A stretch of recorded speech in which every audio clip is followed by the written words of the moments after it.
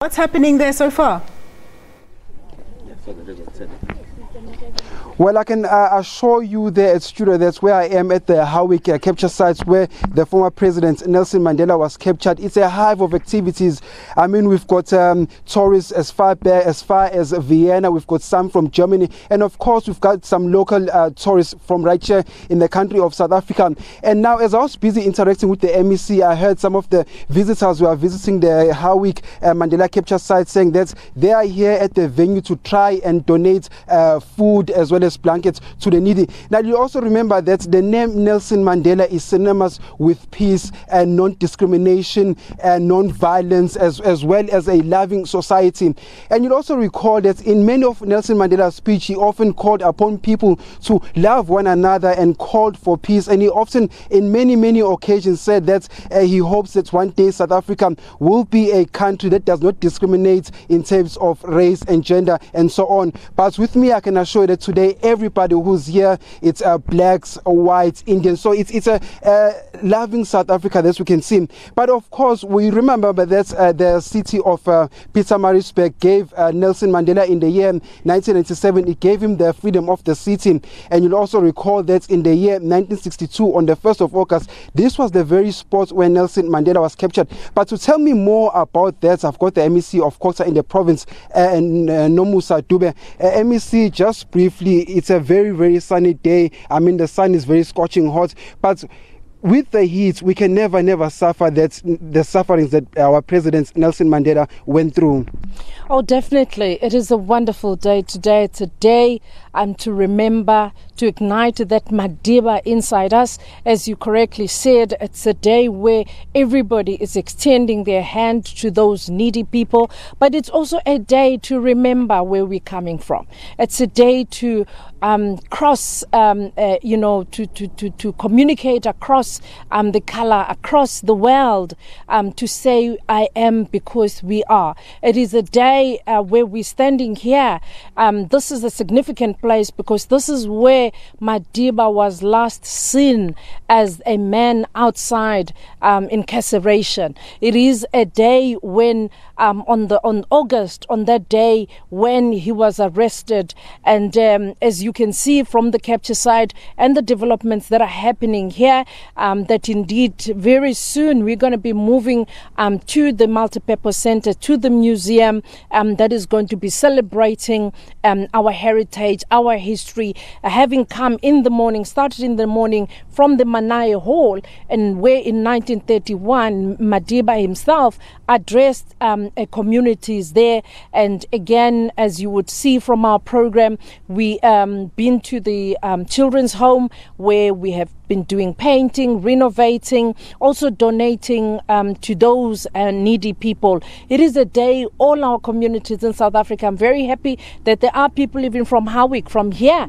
who've just come from their homes to say, I'm bringing a lunch, I'm bringing a blanket, I'm bringing something, because we need to embrace one another. We need to take pride of all of us as humans and share across the boundaries and share across the color and across, the religion. And this is what made us to all be inspired by this Madiba, an international icon. MEC, now if my camera person Raymond Bello could just zoom close to that sculpture. It's a sculpture of Nelson Mandela, and of course we expect the community of Howick to benefit somehow from this sculpture. Just briefly, MEC, what are some of the tourist attractions that attract people to this particular center, taking into consideration that there's a sculpture behind us? Well, this sculpture has got a very deep history and thinking on it. And if you come the long walk to freedom, if you walk that long distance, as you walk, when you still far, you don't see anything. And this is what we wanted to symbolize, that there is this very long walk that South Africa had to walk before that 1994 ushering of the new democracy, until we then saw the Mandela, the state man, the Mandela that was out of jail, the South Africa that was free from apartheid, from the bondage, the the South African people that were free from interacting with one another, but the South African that love their country, that love, the human nature. And that's what we would like to see even in this capture site. You would see with the diversity of people that come here, people from local, international, as you correctly said in your opening remarks, that you have people coming from as far as all over the world that come on the daily basis to come and see what's happening in the site.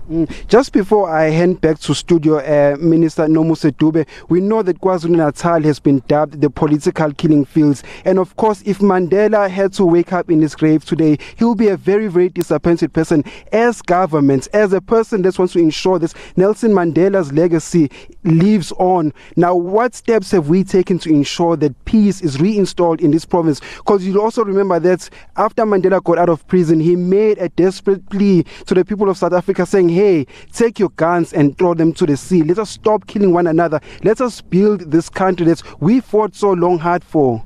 Yes, we are saying never again. I do not think that any one of us citizens would like to see this country going back into ashes again. That's why we all need to work very hard to say those of us that can be able to assist one another, we pull one another by hand. We walk through with one another. Indeed, we see there's many social ills. We see that there's so many people who still want to take us back to where we're coming from. But all of us as this nation, all of us as the people, we should say never again should we see one another discriminating, one another killing each other. That is why we all need to move on that peace route. We need to move on that reconciliatory note, but also of saying we are not going to reconcile if the many of our people still do not have shelter, if many of our people still do not have water. That is why you've seen that people, even in the cold weather like this, they would leave the comfort of their homes and come and extend their hand to the other who are needy.